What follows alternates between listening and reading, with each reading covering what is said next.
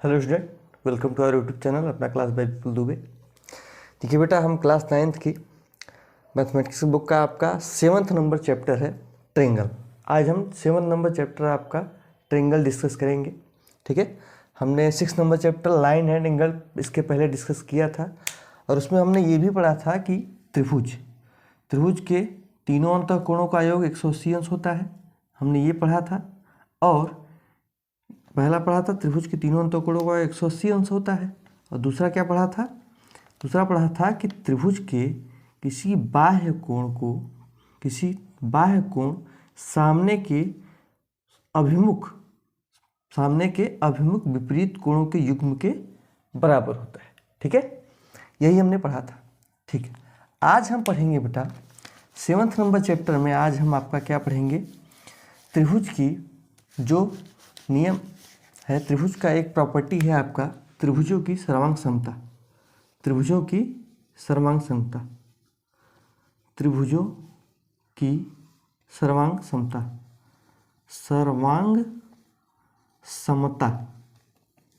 ठीक है, त्रिभुजों की सर्वांग समता पढ़ेंगे। कॉन्ग्रुएंसी ऑफ ट्रायंगल,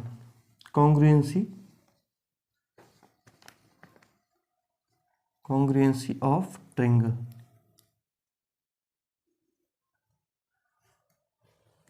ठीक है,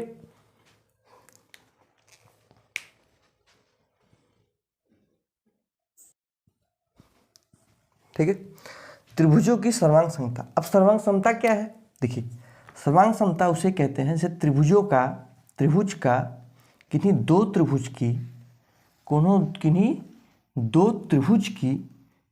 त्रिभुज की यहाँ पे लिखेंगे, किन्हीं दो त्रिभुज की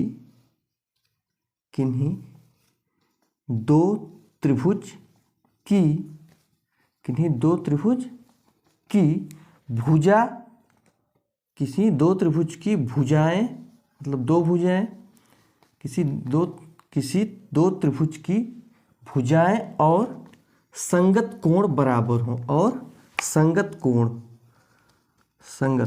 कोण मतलब दो त्रिभुज हैं, किसकी भुजा? ये भुजा कोण, इसकी भुजाएं कोण, सारे अंग इसके बराबर हों। सर्वांग सम, सारे अंग, ठीक है, सभी अंग संगत कोण बराबर हों, सर्वांग सम कहते हैं। सर्वांग सम कहते हैं। ठीक है, सर्वांग सम कहते हैं। जैसे पहला हम लेते हैं, जैसे त्रिभुज क्या है? पी क्यू और आर। पहला नियम सर्वांग सम होने का बेटा, ये पहला नियम है। सुनिए, सर्वांग सम होने का पहला नियम क्या है, ये सुनिए। जैसे दो त्रिभुज हैं पी क्यू आर और ए बी और सी। ठीक है, दो त्रिभुज हैं। अब इसकी जो भुजाएं हैं, भुजा आपकी, ये आपको सबसे पहले ध्यान देना है कि किसी भी त्रिभुज की एक भुजा, जैसे पी क्यू बराबर हो जाएगी ए बी के, पी क्यू बराबर हो जाएगी किसकी? ए बी की। पी क्यू बराबर हो जाएगी ए बी के भुजा, और कोण Q, आपका कोण Q बराबर हो जाएगा किसके? कोण B के। ठीक है, कोण B के, B यहाँ पे है, कोण B के। PQ बराबर होगा बेटा AB के, PQ बराबर होगा AB के, और Q बराबर होगा B के। PQ क्या है बेटा? आपका ये साइड है, मतलब ये भुजा है। ठीक है, साइड है मतलब ये भुजा है। दूसरा Q क्या है? Q क्या है? कोण है, एंगल है, कोण है। ठीक है, अब तीसरा क्या लेंगे? तीसरा फिर हम क्यू आर ले लेते हैं, भुजा। ठीक है, भुजा कोण और भुजा, तो क्यू आर बराबर हो जाएगा किसके? क्यू आर बराबर हो जाएगा बी सी के। क्यू आर बराबर हो जाएगा बी सी के। ये आपका भी क्या हो जाएगी? साइड, मतलब भुजा। जब आपका साइड एंगल और साइड बराबर हो, तो हम क्या कहेंगे? त्रिभुज पी क्यू आर हम कहेंगे क्या? त्रिभुज पी क्यू आर, सर्वांगसम का चिन्ह ये है कि दो बराबर की चिन्ह लगाएंगे और ऊपर एक लहराता हुआ। पी क्यू आर त्रिभुज ए बी सी के, त्रिभुज ए बी सी के जब ये दोनों बराबर हो जाएंगे तब क्या हो जाएगा, ये पी आर अपने आप बराबर हो जाएगा ए सी के। ठीक है, पी आर अपने आप आपका ए सी के बराबर हो जाएगा, पी आर बराबर हो जाएगा अपने आप इसके ए सी के। जब ये सर्वांगसम होगा तब, मतलब जब ये नियम साइड एंगल और साइड फॉलो होगा तब। ठीक है, ओके, इतना समझ में आ गया। और अब चलते हैं, देखिए ये पहला नियम हो गया सर्वांगसम का। अब हम दूसरा नियम पढ़ते हैं। ठीक है, आइए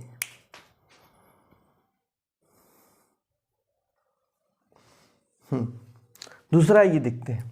जैसे दूसरा नियम क्या है, त्रिभुजों के सर्वांगसम होने का दूसरा नियम। ठीक है, अब जैसे बेटा ये त्रिभुज हो गई, जैसे बच्चों ये क्या हो गया, त्रिभुज हो गया।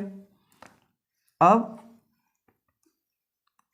ये त्रिभुज हो गई ए बी एंड सी, ये त्रिभुज हो गई पी क्यू एंड आर। ठीक है, अब इसमें क्या करना है कि जैसे इसके दो भुजा, जिसकी इसकी दो कोण, भुजा नहीं कोण, दो कोण, उसमें क्या था, पहले में क्या था बच्चों, पहले में क्या था, साइड एंगल और साइड, भुजा कोण और भुजा थी। अब दूसरे में क्या रहेगा, कोण, दो कोण बराबर, जैसे कोण बी। ये ध्यान देना है ये चीज़ आपको कि अगर कोण ए बराबर होगी कोण पी के ना, और कोण बी बराबर होगी किसकी, कोण क्यू के, एंड कोण सी बराबर होगा कोण आर के, तभी हम ए बी सी त्रिभुज ए बी सी सर्वांगसम करेंगे पी क्यू आर के, पी क्यू आर के। ठीक है, ये चीज़ आपको ध्यान देना है कि जो भुजा या जो कोण जिसके बराबर हो हमको उसके बराबर ही लिखना है। ठीक है, ये आपका एग्जाम्पल था। अब आइए देखते हैं दूसरा नियम। दूसरा नियम क्या है, दूसरा नियम ये है कि जैसे कोण बी आपका, कोण बी बराबर हो जाएगा किसके, कोण क्यू के, कोण क्यू के। अब ये आपका कितना है, 2 सेंटीमीटर है, ये भी आपका कितना हो जाएगा, 2 सेंटीमीटर, ये भी मान लो इतना है। तो बी सी भुजा बराबर होगी क्यू आर की, बी सी भुजा बराबर होगी बेटा बच्चों क्यू आर के। ये है क्या आपका, एंगल है, एंगल है। ये क्या है, साइड है, ये एंगल है, ये साइड है। बीसी क्या है, साइड ही, भुजा ही तो है। ठीक है, अब ये कोण सी बराबर होगी किसके, कोण आर के, कोण सी बराबर होगा कोण आर के। ये क्या हो गई, कोण एंगल हो गई, एंगल, ये कोण है, कोण भुजा और कोण, एंगल साइड और एंगल। तो ये क्या बन गया, एंगल साइड और एंगल यदि मिले तो भी हम कह देंगे क्या कि त्रिभुज ए बी सी, त्रिभुज ए बी सी सर्वांगसम होगी त्रिभुज किसके, पी क्यू आर के, पी क्यू आर के। ठीक है, अब आपके समझ में आ गया होगा पहला दूसरा। अब आते हैं तीसरे पे। ठीक है, 3 नियम है आपके जो कि लास्ट है ये त्रिभुज की सर्वांगसमता में, कि अगर साइड एंगल और साइड बराबर हो तो त्रिभुज बराबर होंगे। यदि एंगल साइड और एंगल यदि बराबर हो, आपको जैसे साइड एंगल साइड दिया है तो यस यस ए अगर दिया रहेगा तो ये गलत हो जाएगा। ठीक है, साइड साइड एंगल दिया रहेगा तो ये गलत हो जाएगा। ठीक है, और ए डबल एस भी दिया रहेगा तब पर भी गलत हो जाएगा। ये नियम यही फॉलो होना चाहिए, ये आपको ध्यान देना है। ओके, ठीक है, अब चलते हैं किस पे, तीसरे नियम पे।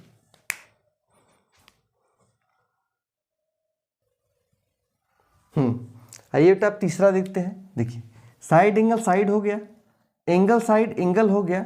अब हम देखेंगे एंगल एंगल साइड, मतलब कि दो भुजाएं, दो कोण और एक भुजा यदि बराबर हो तो आपका त्रिभुज क्या हो जाएगा, सर्वांगसम हो जाएगा।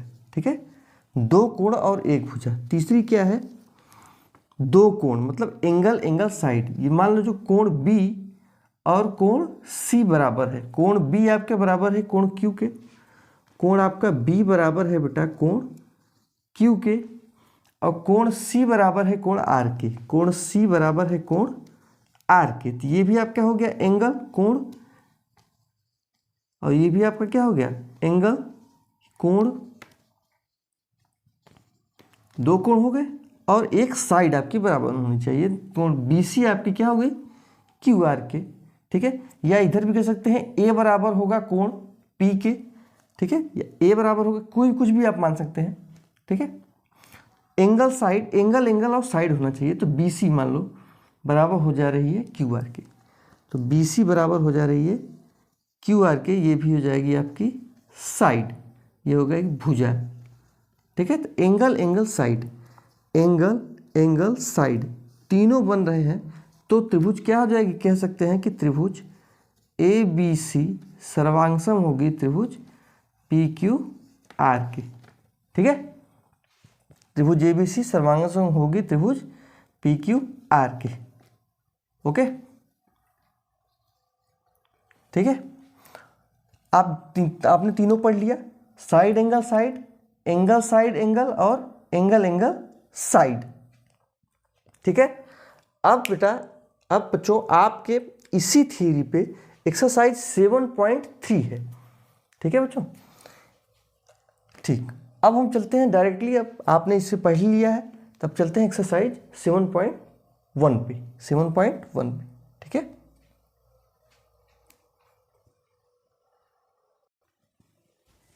हाँ बेटा, आइए हम एक्सरसाइज 7.1 देखते हैं। देखिए इसमें पहला क्वेश्चन क्या कह रहा है बेटा कि चतुर्भुज ABCD, चतुर्भुज क्या दिया हुआ है ABCD, ठीक है, में AC बराबर AD, AC बराबर है AD की। देखिए ध्यान दीजिए, AC बराबर है AD के, क्या है ये साइड है, साइड है, ठीक है, भुजा है, ध्यान दीजिए, ठीक, इसको हमने लिख लिया।